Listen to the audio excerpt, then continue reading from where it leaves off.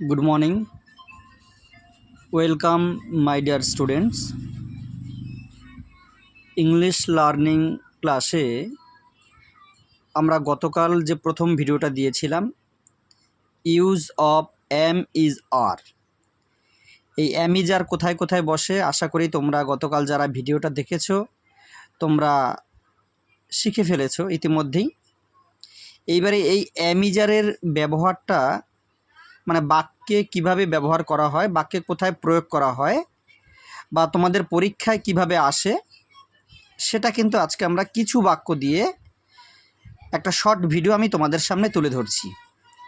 তোমরা স্ক্রিনে দেখতে পাচ্ছ গতকালে যে ভিডিওটা দিয়েছিলাম সেখানে এম ইজ আর কোথায় কোথায় বসে সেই লেখাগুলি তোমরা এখনও দেখতে পাচ্ছ। আজকে যেগুলি তোমাদেরকে শেখানো হবে তোমরা দেখো, এটা এম ইজ আরের second class. Fill in the blanks with am is are, শূন্যস্থান পূরণ করো এম ইজ আর বসিয়ে। প্রথমেই রয়েছে আই ড্যাশ এ স্টুডেন্ট। তাহলে আমরা এর আগের দিন বলেছিলাম আই এর পরে সবসময় এম বসে, তাহলে এখানে কি হবে আই এর পরে এম, তাহলে লেখো আই এম।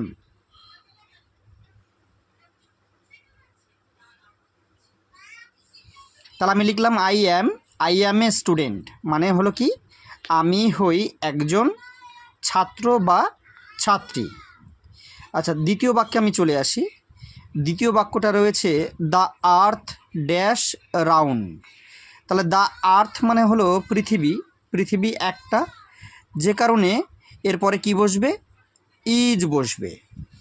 তাহলে এখানে আমি বসিয়ে দিলাম ইজ। তাহলে বাক্যটা কি দাঁড়ালো দ্য আর্থ ইজ রাউন্ড, তার মানে হলো কি পৃথিবী হয় গোলাকার, পৃথিবী হয় গোলাকার। এরপরে আছে উই ড্যাশ হ্যাপি। আমরা উইর পরে কি বসাবো, এর আগের দিনে আমরা বলেছি উইর পরে সব সময় বসবে হলো আর। তাহলে উই আর হ্যাপি, মানে কি আমরা হই খুশি, আমরা হই খুশি বা আমরা হই সুখী, যেটা কিছু বলতে পারেন। এরপরে কি সি এর পরে কি বসে, আমরা হি এবং সি আমরা বলেছিলাম এই হি এবং সি এর পরে সবসময় ইজ বসবে। সি বসে কাদের বেলায়, মেয়েদের বেলায়। সি ইজ এ নার্স, তাহলে সে হয় একজন সেবিকা। তারপরে কি আছে ইট মানে ইহা, ইটের পরে সবসময় ইজ বসবে। ইট ইজ মাই পেন, ইহা হয় আমার কলম। তারপরে রয়েছে Srija dash a girl. Srija যেহেতু একটা নাম, একটা মেয়েদের নাম, সে ছেলেদের নামও হতে পারে। একটা নাম থাকলে, একটা ব্যক্তি বা বস্তুর নাম থাকলে তখন সব সময়ের জন্য হবে হলো ইজ। এর পরের যে বাক্যটা রয়েছে দেখো, cats and dogs dash pet animals.